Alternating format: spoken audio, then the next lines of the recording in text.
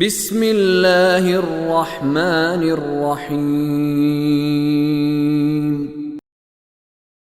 وفي السماء رزقكم وما توعدون فورب السماء والأرض إنه لحق مثل ما أنكم تنطقون هل أتاك حديث ضيف إبراهيم المكرمين إذ دخلوا عليه فقالوا سلاما قال سلام قوم منكرون فراغ إلى أهله فجاء بعجل سمين فقربه إليهم قال ألا تأكلون فأوجس منهم خيفة قالوا لا تخف فبشروه بغلام عليم فأقبلت امرأته في صرة فصكت وجهها وقالت عجوز عقيم قالوا كذلك قال ربك إنه هو الحكيم العليم قال فما خطبكم أيها المرسلون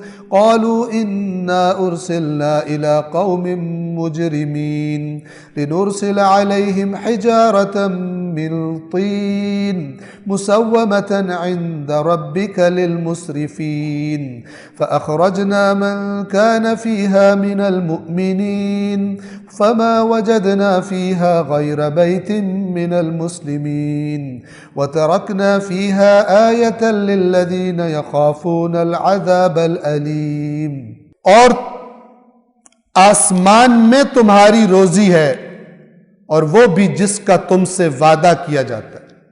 اس سے مراد آسمان سے اترنے والا پانی بھی ہو سکتا ہے کہ جو اوپر سے آتا ہے اور پھر وہ خود اللہ نے قرآن میں بارش کو بھی آسمان کہا ہے۔ سورۃ نوح میں حضرت نوح کہتے ہیں میں نے بڑی ان کی منتیں کی ہیں، بڑی تبلیغ کی، دن میں کی، رات میں کی، چھپ کے کی، اعلانیہ کی، ٹھیک ہے، یہ اپنے کانوں میں انگلیاں ڈال لیتے تھے، مجھے کہتے تھے ہماری جان چھوڑ۔ وہاں پہ میں نے حضرت نوح فرماتے ہیں میں نے ان سے کہا فَقُلْتُ اسْتَغْفِرُوا رَبَّكُمْ، میں نے ان سے کہا ہے کہ اپنے رب سے استغفار کرو، إِنَّهُ كَانَ غَفَّارًا، وہ بہت زیادہ مغفرت کرنے والا ہے۔ پھر وہ کیا کرے گا اگر تم کرو گے؟ يُرْسِلِ السَّمَاءَ، وہ آسمان کو، اگر ترجمہ یہ کیا جائے آسمان کو تمہاری طرف بھیجے گا، یعنی کیا؟ پانی برسائے گا، مِدْرَارًا، مسلادھار، مسلسل پانی برسائے گا۔ وَيُمْدِدْكُمْ بِأَمْوَالٍ وَبَنِينَ وَيَجْعَلْ لَكُمْ جَنَّاتٍ وَيَجْعَلْ لَكُمْ أَنْهَارًا، تمہیں بیٹے بھی دے گا، تمہیں باغات بھی دے گا، تمہارے لیے نہریں بھی جاری کر دے گا۔ استغفار کرو اپنے گناہوں سے، گناہوں کی وجہ سے اللہ تعالیٰ تمہیں نعمتیں دے گا۔ تو آسمان سے مراد ایک کیا ہے؟ بارش، اور ایک آسمان میں رزق ہے، جنت مراد ہو سکتی ہے، اور وَمَا تُوعَدُونَ، اور جس کا تم سے وعدہ کیا جاتا ہے، مراد یہ کہ جو اوپر جنتوں میں رزق ہے، یا یہ بھی ہو سکتا ہے کہ رزق بھی ہے اور آسمانوں میں پھر عذاب بھی ہے۔ پس آسمان اور زمین کے رب کی قسم، یقیناً وہ اسی طرح برحق ہے جس طرح تم باتیں کرتے ہو۔ اب میں بول رہا ہوں نا، آپ سن رہے ہیں، اللہ فرما رہا ہے جس طرح یہ حق ہے نا، تمہیں پتہ ہے، اسی طرح جو میں کہہ رہا ہوں وہ بھی حق ہے۔ یہ قیامت کا دن بھی آئے گا اور یہ جو میں نے باتیں بتائی ہیں یہ تم دیکھو گے اسی طرح جیسے اب میں آپ کو دیکھ رہا ہوں اور آپ مجھے دیکھ رہے ہیں، اور خدا کرے کہ اس وقت حالت بری نہ ہو۔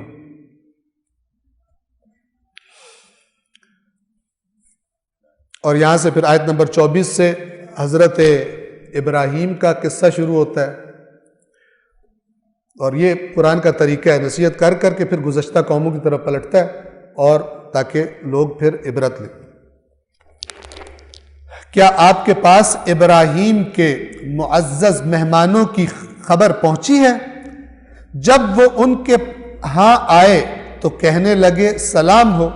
ابراہیم نے کہا سلام ہو، نا آشنا لوگ، حضرت ابراہیم نے پہلے نہیں دیکھے ہوئے۔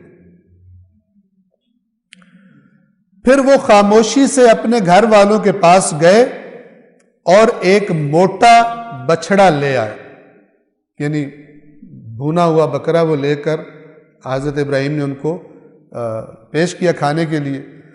پھر اسے ان کے سامنے رکھا، کہا تم کھاتے کیوں نہیں؟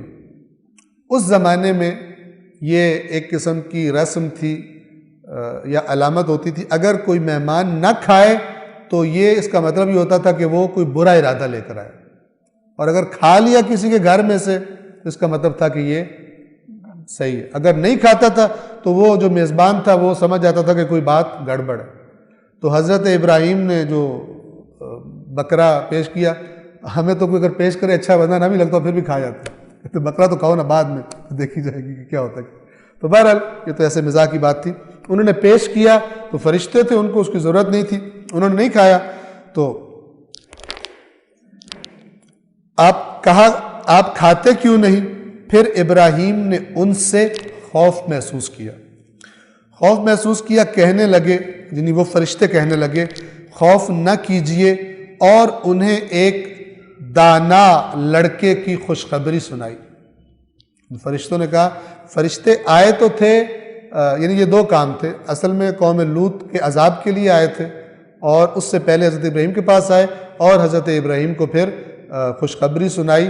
یہاں پر حضرت اسحاق کی، پہلے حضرت اسماعیل تھے، یہ ہاجرہ کے، حضرت ہاجرہ کے پاس حضرت سارہ کو پھر دوبارہ حضرت اسحاق کی خوشخبری سنائی تھی.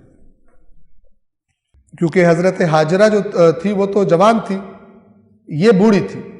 جو سارہ تھی جو حضرت ابراہیم کی بیوی تھی، یہ پہلی بیوی، یہ بوڑھی تھی. اور انہیں ایک دانا لڑکے کی خوشخبری دی تو ان کی زوجہ چلاتی ہوئی آئیں اور اپنا منہ پیٹ کر بولی، میں تو ایک بڑھیا اور بانجھ ہوں. یعنی یہ کیسے ہو سکتا ہے کہ مجھے بچہ ہوگا؟ ظاہر بات ہے بہت زیادہ عمر ہو چکی تھی، اور اس زمانے میں جو ایک ظاہری نظام ہے اس کے مطابق اولاد نہیں ہو سکتی. انہوں نے کہا، یعنی فرشتوں نے کہا، تمہارے پروردگار نے اسی طرح فرمایا ہے، وہ یقیناً حکمت والا، خوب جاننے والا ہے. یہ خوشخبری سے جب یہ بات ہو گئی، اب پھر حضرت ابراہیم نے پوچھا، بھی آپ ایکچولی آئے کس لیے ہو؟ فما خطبکم، تمہارا اصل مہم جو ہے وہ کیا ہے؟ ابراہیم نے کہا، اے اللہ کے بھیجے ہوئے فرشتوں، آپ کی اصل مہم کیا ہے؟ انہوں نے کہا، ہم ایک مجرم قوم کی طرف بھیجے گئے ہیں تاکہ ہم ان پر مٹی کے کنکر برسائیں جو حد سے تجاوز کرنے والوں کے لیے آپ کے رب کی طرف سے نشان زدہ ہے. یعنی کس پتھر نے کس کو مارنا ہے اللہ نے معین کر دیا، گائیڈڈ ہے. یعنی اللہ نے لکھ دیا کہ تو اس کو لگے گا اور اس کو مارے گا. مسومتن، جن پہ علامت لگی ہوتی ہے، ٹھیک ہے نا، کہ یہ جب جائے گا تو اس نے کس کو لگنا ہے. آپ کے رب کی طرف سے حد سے تجاوز کرنے والوں کے لیے نشان زدہ ہے. پس وہاں موجود مومنین کو ہم نے نکال لیا. حضرت ابراہیم چونکہ بہت نرم، اللہ کے نبی نرم دل ہوتے ہیں، انہوں نے اب ان کو ہوا کہ سارے مارے جائیں گے، ٹھیک ہے نا. تو انہوں نے کہا کہ اگر اتنے لوگ ہوں تو آپ چھوڑ دو گے؟ فرشتوں نے کہا کہ چھوڑ دیں گے. حضرت ابراہیم نے پھر کہا کہ تو برے لوگ زیادہ ہیں، پھر کم کر دی تعداد، اتنے ہو تو چھوڑ دو گے؟ انہوں نے کہا اتنے ہو تب بھی چھوڑ دیں گے. حضرت ابراہیم نے پھر ان کو پتہ تھا کہ اتنے بھی خراب ہیں، پھر کہا کم کرتے آئے. تو آخر میں انہوں نے فرمایا، فرشتوں نے اتنے ہی افراد بتائے جتنے حضرت، اگر میں غلطی نہیں کر رہا اس میں، چونکہ یہ یوں اس طرح قرآن میں نہیں ہے.